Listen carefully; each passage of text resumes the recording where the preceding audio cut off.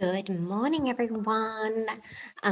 Today I will be doing a bit of a webinar, mostly aimed at discussing some feeding therapy options and a real overview, kind of stepping back and going, well, what is feeding therapy and what do I need to know about it from a parent or maybe a health professional point of view, so that we know that we are accessing the right type of support depending on our child's needs. So, what I will do is I will share a screen with some information on it, and I am recording this, so feel free to keep your mics off and your cameras off if you want. Then after I hit end of recording, I will open it up for questions if that makes you feel a bit more comfortable. Okay, so let me bring up the slides here.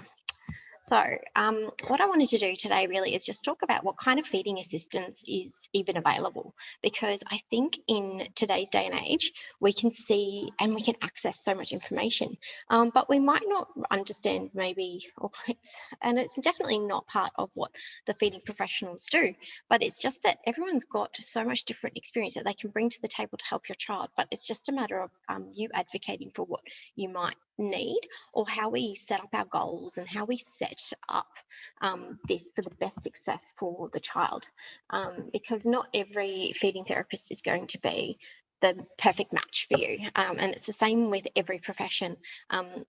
You might not have a gardener who does the gardening the way you'd like it, or you might not employ that gardener, or you might not need a gardener.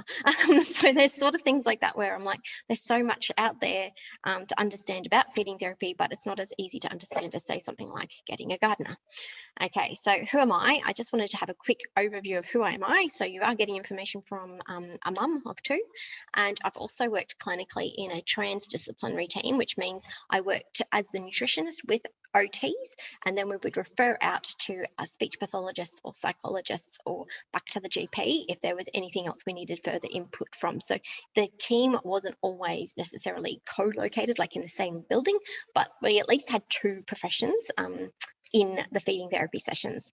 And what I did is I ran what was called the SOS approach to feeding protocol, and I did that for 5 years.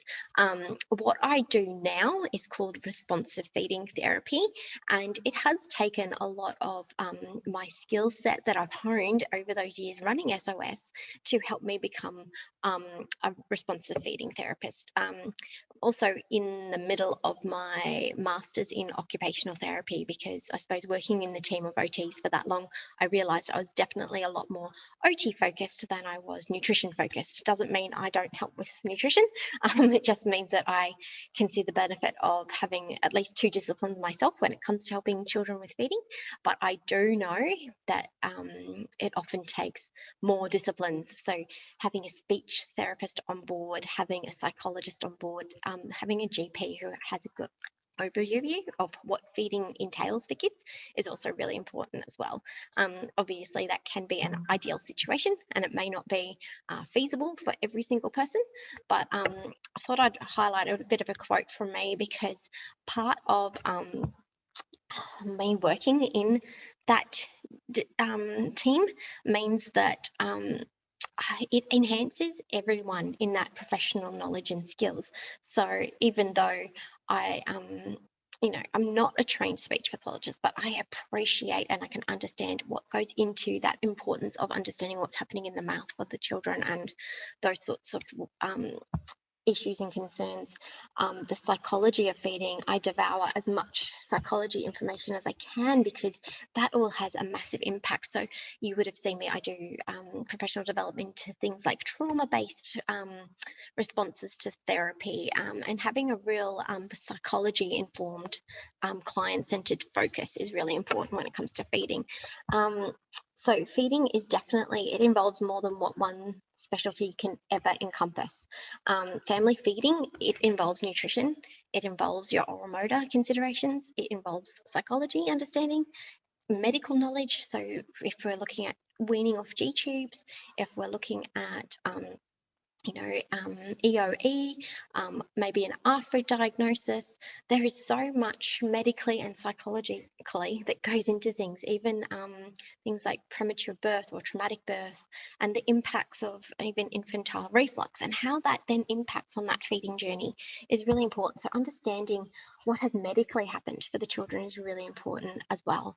Sensory processing. Everybody processes the world a little bit differently. So understanding sensory concerns or sensory challenges that children have and making sure we scaffold in the right coping strategies for them is really important.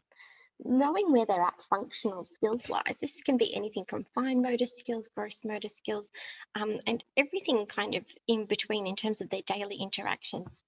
Emotional regulation plays a big part in feeding, and making sure that we're in the right frame of mind to learn about food does require a lot of understanding about how our emotional regulation systems work. And of course, home economics. How do we buy the food? How do we prep the food? How does the food smell? How are we doing the meals? How do we present the food to the children?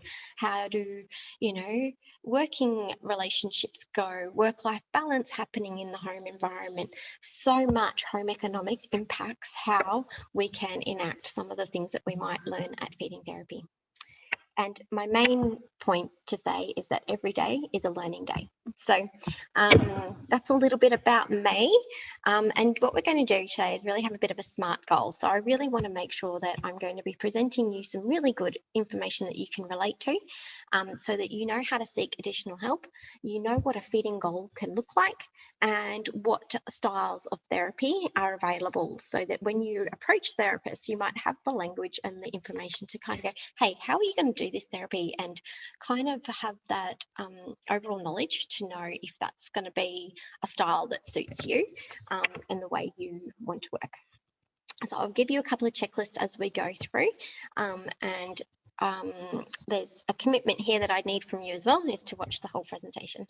Then you get the whole picture. So it's good to dot in and out of some things sometimes, but I'd really love it if you kind of gave it this time bound of maybe 20, 25 minutes. And I think listening to this is reasonably realistic. So what I can't do though is I won't be able to go into the root causes of why your child is a picky eater, or answer too many individual questions, but there is my email address there, so you might want to jot that down and you can send me a question whenever you want. Okay, so what are red flags for feeding? So this one comes from Dr. Kay Toomey, and it comes out of the SOS Approach to Feeding manual. So it is a copyrighted checklist, so just bear with me. I haven't changed it away from the American terms in it, but things like this well child check is basically, our regular check-ins with our maternal health nurses in the Australian system. A lot of these things are helping us determine whether or not there is feeding problems, or if it is something that might be more transient or temporary, picky eating. It's not to say that if we get to the one down here, there is one that I think is very important here. Family is fighting about food and feeding, or meals are battles. So as soon as stress is in there, that is a red flag. So I don't want you to look through this and go, oh, actually, I'm not really having all those problems. But just remember, if you're finding it stressful, it still is a flag as well. But these are really good to have a look through in your own time to kind of understand, okay, where are we at with my child? What's happening? Have we got anything that might be here where we've got some ongoing respiratory issues and things like that? So what you'll generally find before you enroll in feeding therapy, or if you are engaging with someone, they might do a bit of a history check with you. So they'll give you a medical intake form, and that is really there to help us kind of work out, is there something here going on? We may ask for prior history. Have you got reports from other professionals, especially if you're flagging some of these more medical issues, just so that we got a really good idea about what is going to help your child, because not every child has that same feeding history. And some children who join a feeding therapy program may be ticking multiple boxes, others may just be ticking one or two. what would feeding intervention actually address? So what we'd like to do, or what a feeding therapy assessment should do, is really start to try and work out what the root causes of some of the feeding concerns are. And this really comes into play during that assessment phase. So we sort of engage, like a therapist will engage with you, then we move on to maybe an assessment phase. A lot of the time, because it's children, it might be self-reported assessment. So we might give you some forms to fill out about what's causing stress at home. We might get a diet inventory from you, what kind of foods they're eating on a daily or regularly. They might be assessment that talks about, you know, some of the goals that you might have. And for Australian participants, there might be an NDIS plan that has some goals related to feeding in there that we need to address as part of your funding package. So these are some examples of some functional goals or some occupational performance goals, depends who you're seeing, related to feeding. So things are generally around reducing anxiety about coming to meal times, or reducing a reliance on screens to engage with food. They might be increasing the repertoire of tolerated, interacted with, touched, tasted and eaten foods. It may be to improve social participation through increased acceptance of foods at home, in the community and at school environments.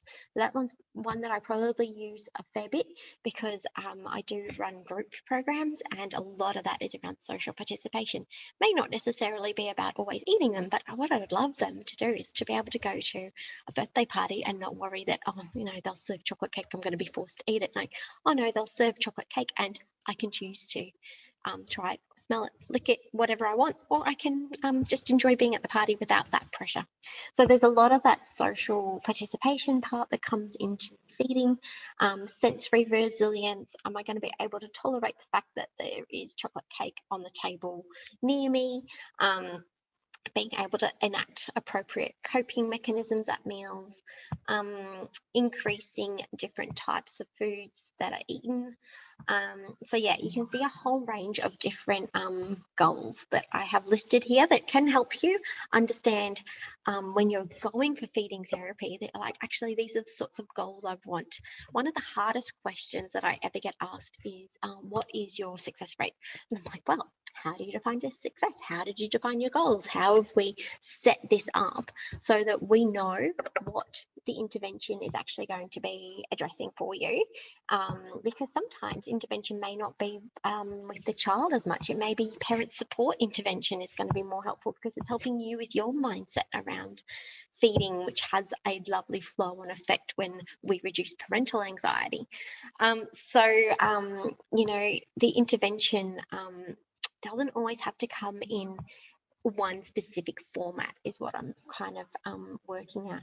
And we also need to make sure that the intervention that is being proposed, or the goals that have been outlined, are really in alignment with what the parents are doing, or with what other professionals are doing. So this is why it's really great to have a report that outlines goals going into any sort of therapy as well, or even if it's not a report, but just having a bit of an understanding or a mutual kind of approach to why or what goals we're working on, so that they, you know, you're not having therapy overlapping or having things working against each other.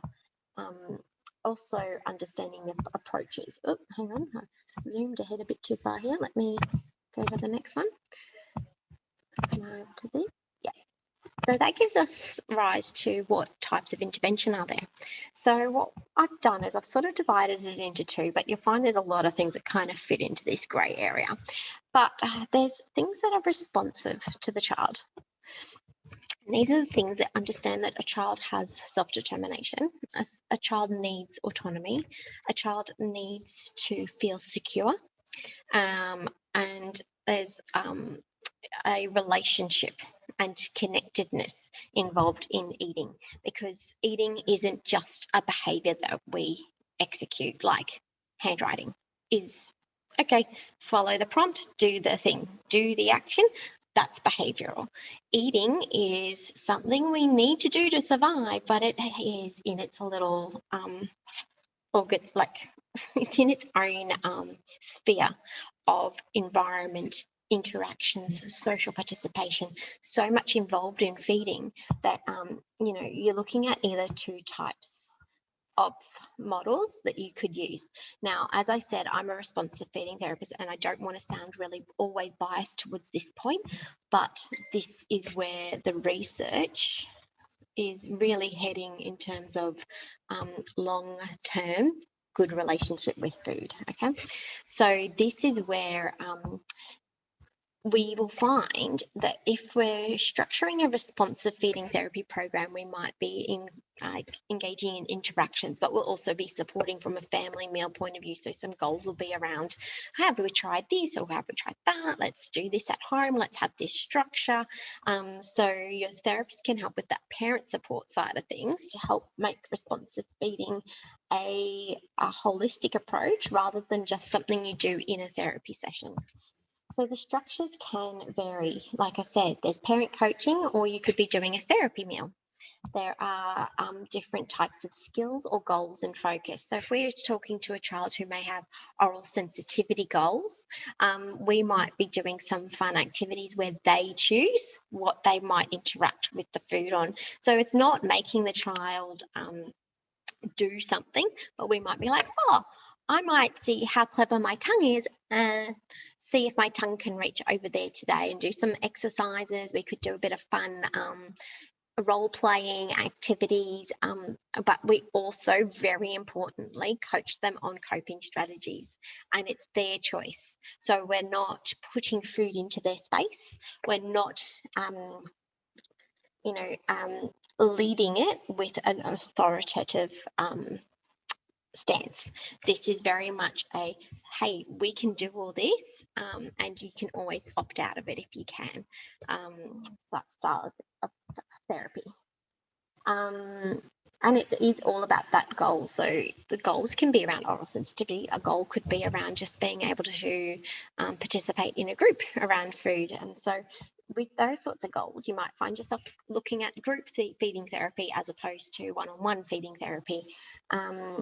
If emotional regulation is an issue, and being able to be calm at the meal tables, different approaches again. So this is more about, okay, let's do some exercises to help our body feel calm at the meal table, those sorts of goals as well.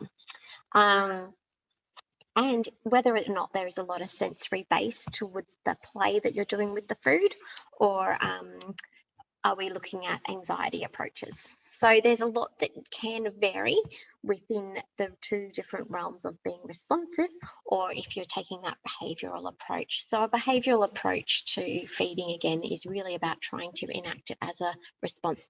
Food is on your plate, you respond by eating it.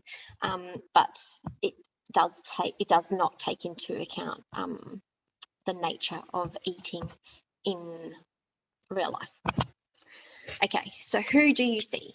This depends on the root cause of the picky eating. So if your feeding goals and your ability to access service, and it also depends on the goals that you have, what access to services you have, and the experience of the training of the people that are giving you the service. So I've sort of done it as a bit of a diagram here, because really what you're looking for is this lovely sweet spot here.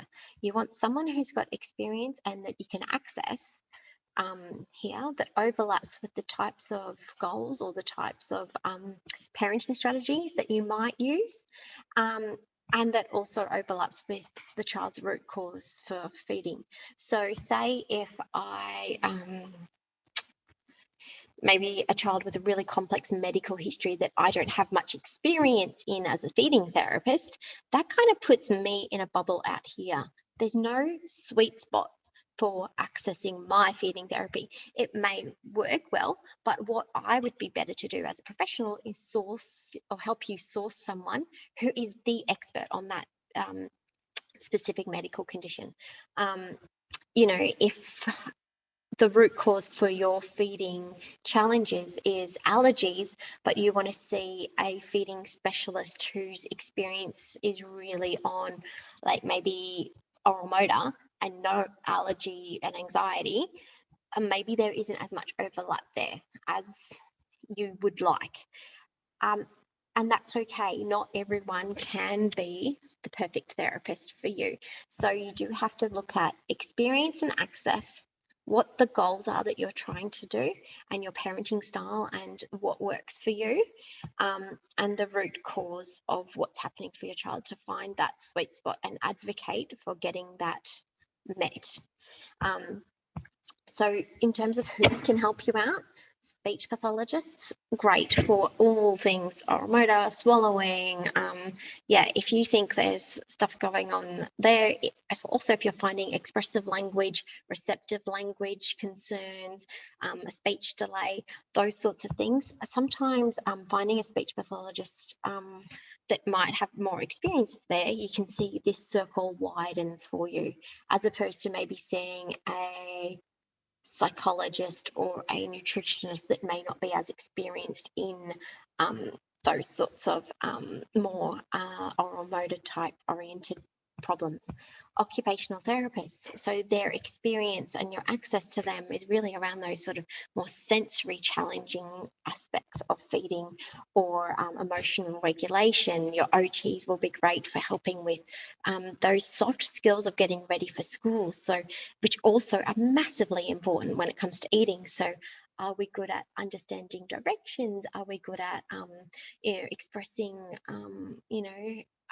and controlling emotions and controlling our energy levels, because we have to really be in a very specific energy zone in order to learn about new foods. So if there's sleeping issues, toileting issues, those sorts of other types of things that also come into that school readiness banner, that's your occupational therapy type role. They may not even do feeding, but those root causes could be addressed, and then the byproduct is an improvement of feeding as well.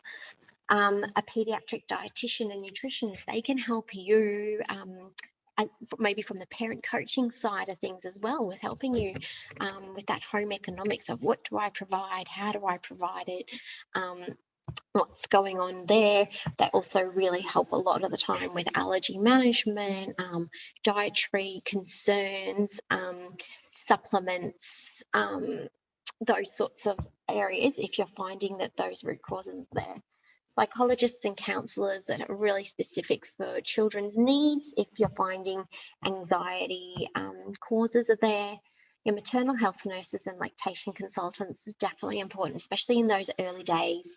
And even identifying things that have the prolonged root cause of like tongue tie and things like that that have longer lasting issues if they're not picked up early.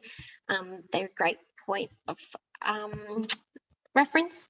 And your pediatricians or your physicians, your GPs, keeping them on board, understanding that, it's not just a silver bullet we're looking for with picky eating. There is a lot of different ways that we need to address this. Okay.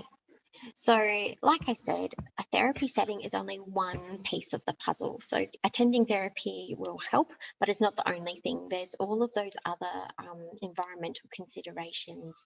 Getting other people on board with what you're doing with feeding therapy is really important. So making sure your partner, your parents-in-law, your parents, your carers, your daycare setting, your school, people that are involved in helping you support your child's social network and educational network are very important in terms of understanding your approach to feeding, and making sure that you've got a therapist who can help you out with understanding that, and maybe advocating in that space is really helpful too. And, like I said, therapy is only one part of it. There's also ways you can access support via maybe a support group, or you can have books, go to seminars, watch videos, join a support hub, those sorts of things, so that you are not putting all your eggs in one basket, I suppose. And I like to use the analogy that just like buying a pair of shoes, your time and advocating for your needs gets you the best pair of shoes. So if I'm going to go shoe shopping and I turn up at a golf store, but I really wanted a pair of thongs to wear to the beach, going to the golf store is not the best place for me. But, talking about my needs, talking about what I need, hopefully the golf pro is not still going to try and sit there and sell me a pair of golf shoes, knowing that I probably need to go down to the surf shop down the road. Okay. Yeah, that's what I probably wanted to cover. So now what I'll do is I'm going to hit the stop recording button, and anyone who's live with me now can stay on board and ask me any questions.